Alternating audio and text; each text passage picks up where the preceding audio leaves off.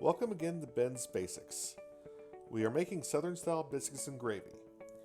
Recently, I went on a road trip with a friend of mine, and when we stopped for gas, we went to a McDonald's for breakfast. They had just removed biscuits and gravy from the menu, to which my friend found very upsetting. I told him I could easily make better biscuits and gravy at my place, but he insisted that was the principle of the matter. Personally, I shudder to think what McDonald's would call gravy.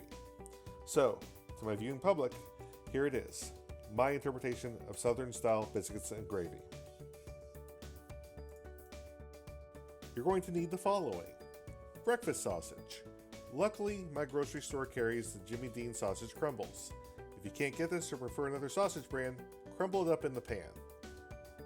I use frozen Pillsburgy Grands biscuits. Out of the 10 times I make homemade biscuits, 8 times I made hockey pucks. Plus, you have to make a whole bunch of biscuits with both recipes. 2 will suffice for a large breakfast. You will need butter, about a tablespoon's worth. If you can get it, a tablespoon of bacon fat as well. I've been saving the bacon fat from every time I make bacon and storing it in the freezer.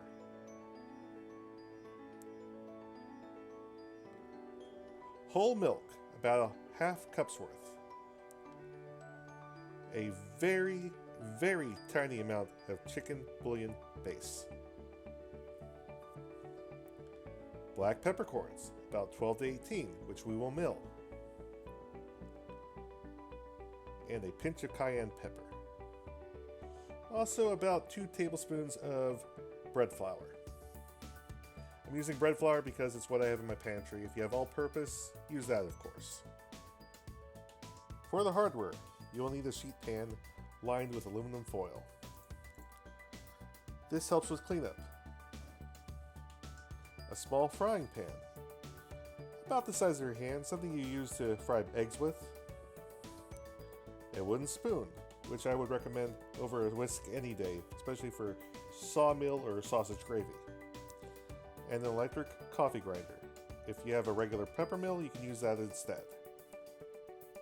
Preheat your oven to 350 degrees. And prep your biscuits by placing them on a sheet pan. When your oven is preheated, go ahead and slide them in for 22 to 24 minutes. You can literally wait to make your gravy until the last 5 minutes.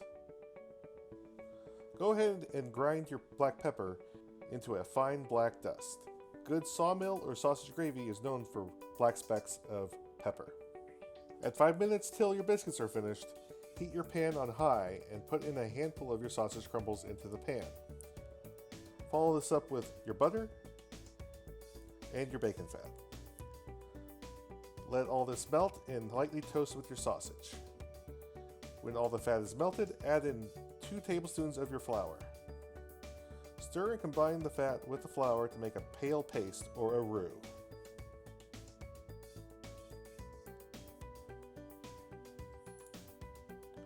Let the roux darken to a light blonde and add the tiniest amount of your bouillon paste.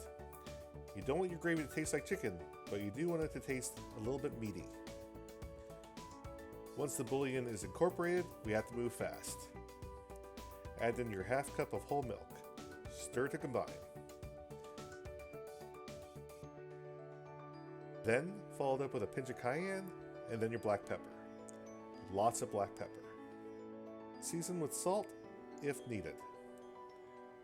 Turn the heat back down to low, and we will now address the biscuits. I prefer splitting my biscuits with a fork.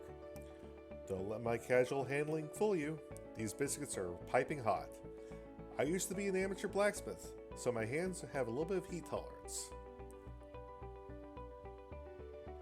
Now, we layer on the gravy. It will thicken considerably by the time it gets to the table. Be sure to get good coverage over the biscuits and every loving bit of sausage out of the pan. And there we have it, Southern-style biscuits and gravy. If I had a family of 6, I would explore baking a whole mess of biscuits, but when it's just 1 or 2 people, the frozen biscuits work just fine.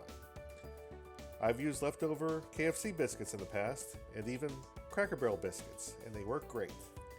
If you have a homemade biscuit recipe, go for it.